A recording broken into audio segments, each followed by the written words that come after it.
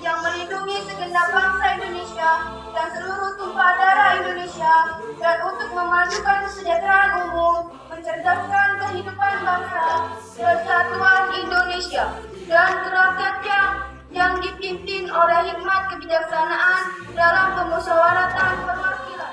Pancasila. Pancasila. Satu. Ketuhanan Yang Maha Esa. Ketuhanan Yang Maha Esa. Pertama-tama marilah kita panjatkan puji dan syukur Allah Subhanahu wa taala karena kita dapat berkumpul dalam suasana yang berbahagia di hari peringatan lahirnya Pancasila. Para pendiri bangsa Indonesia mencetuskan Pancasila sebagai dasar negara dan ideologi bangsa, dan sejak kelahirannya adalah sosial dan persatuan seluruh lapisan masyarakat.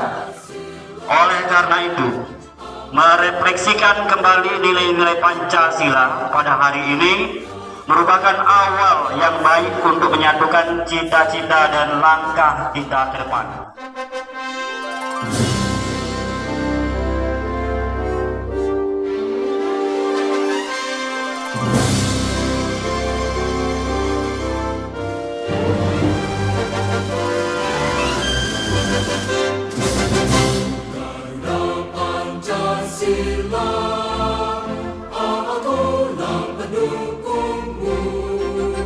Patriot proklamasi.